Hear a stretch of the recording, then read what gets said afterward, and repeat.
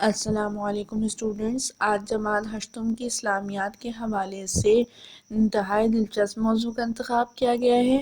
آج کا موضوع ہمارا سبق پر انحصار کرتا ہے۔ سبق علم کی فضیلت سے متعلق بیانیہ سوال۔ آئیے بیانیہ سوال ملاحظہ کیا گیا ہے۔ قرآن و حدیث کی روشنی میں علم کی فضیلت بیان کریں۔ سب سے پہلے تو آپ علم کا معنی اور مفہوم سمجھانے کی کوشش کریں گے۔ علم کے لغوی معنی جاننے کے ہیں، یعنی کسی چیز کے بارے میں مکمل طور پر جاننا علم کہلاتا ہے۔ علم ہی وہ تاج اور شان سرفرازی ہے جس نے انسان کو دوسری تمام مخلوقات پر فضیلت دی ہے۔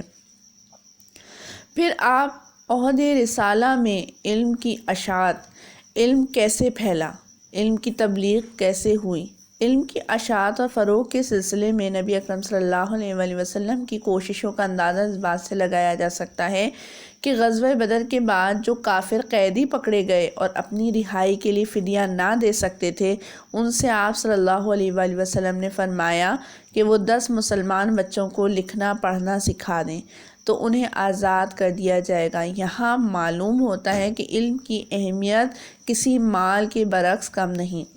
مسلمانوں کے لیے درس و تدریس کا اہتمام۔ ہجرت کے بعد آپ نے مسجد نبوی کی بنیاد رکھی اور مسلمانوں کو یہی درس و تدریس دی جاتی تھی کہ اس طرح اسلام کی پہلی درسگاہ حضور صلی اللہ علیہ وآلہ وسلم نے تعمیر فرمائی۔ زندگی گزارنے کے طریقوں کا شعور بھی ہمیں علم سے حاصل ہوتا ہے۔ تعلیم وہ پودا ہے جس سے زندگی گزارنے کے طریقوں کا شعور پیدا ہوتا ہے۔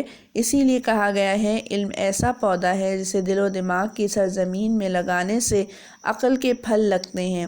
اگر تم نے اپنی اولاد کو فقط اولاد چھوڑا ہے تو مان لو کہ انہیں گمراہی اور پستی کی قید میں پھنسا دیا، لیکن اگر خالی علم اور نیک چلن سکھا دی، گویا ان کو تمام قیدیوں سے آزاد کر دیا۔ آگے ملاحظہ کیا گیا ہے، اگلی ہیڈنگز: انبیاء کی وراثت۔ دین اور معرفت کی تعلیم دنیا انبیاء علیہ السلام کا فریضہ ہے۔ آپ چونکہ نبیوں کا سلسلہ ختم ہو چکا ہے، اس لیے علماء کا فرض ہے کہ وہ عوام الناس کو تعلیم و تربیت دینے کا کام جاری رکھیں۔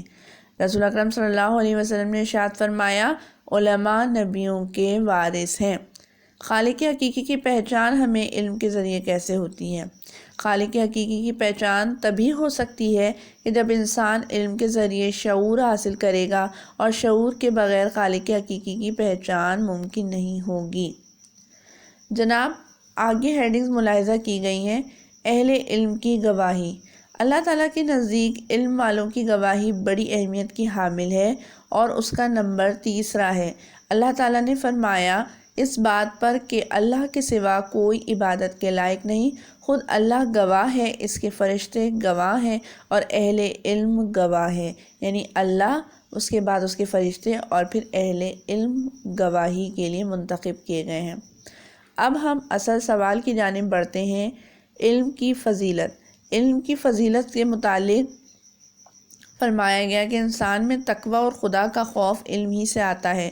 حضور صلی اللہ علیہ وآلہ وسلم نے ارشاد فرمایا، عالم کو عابد پر ویسی ہی فضیلت حاصل ہے جیسی فضیلت چاند کو ستاروں پر ہے۔ عابد عبادت کرنے والے کو کہیں گے اور عالم علم حاصل کرنے والے کو کہیں گے۔ جناب، علم کی فضیلت کے بعد بات آ جاتی ہے علم کی فضیلت قرآن کی روشنی میں۔ قرآن کی روشنی میں علم کی فضیلت کے چند نکات مندرجہ ذیل ہیں۔ ارشاد رب العزت ہے، کیا جاننے والے اور نہ جاننے والے برابر ہو سکتے ہیں؟ یقیناً نہیں، نصیحت تو صرف علم والے ہی قبول کرتے ہیں۔ بلند درجات کن کو عطا ہوتے ہیں؟ اللہ کے ہاں اہل علم اور اہل ایمان کا مرتبہ بلند ہے، چنانچہ ارشاد خداوندی ہے، ملاحظہ کیا گیا ہے، اللہ تم میں سے ایمان والوں اور علم والوں کے درجات بلند فرماتا ہے۔ پھر جناب، کتاب اور حکمت کی تعلیم کی ہیڈنگ، جہاں پر ہمارا قرآن کی روشنی میں علم کی فضیلت ختم ہوتا ہے۔ پھر ہم حدیث کی روشنی میں علم کی فضیلت کی جانب بڑھتے ہیں۔ یہاں پر ہم نے کچھ احادیث اکٹھا کی ہیں، علم کی فضیلت سے متعلق چند احادیث۔ علم کے متعلق آپ کی لاتعداد احادیث ہیں، یعنی آپ صلی اللہ علیہ وسلم سے متعلق کئی احادیث بیان کی گئی ہیں۔ نبی محترم صلی اللہ علیہ وسلم کا ارشاد گرامی ہے، جو شخص طلب علم کے لیے نکلا وہ واپس آنے تک راہ خدا میں ہے۔ اس سے متعلق کئی احادیث بیان کی گئی ہیں بچوں، یہ بھی آپ کے بیانیہ سوال کا حصہ ہیں۔ حرف آخر آخری ہیڈنگ ہونے کے بعد آپ کا مکمل بیانیہ سوال تکمیل ہو گیا۔ اب آپ نے اسے اپنی کاپی میں کرنا ہے، یاد کرنا ہے۔ ویڈیو سننے کے لیے بہت بہت شکریہ۔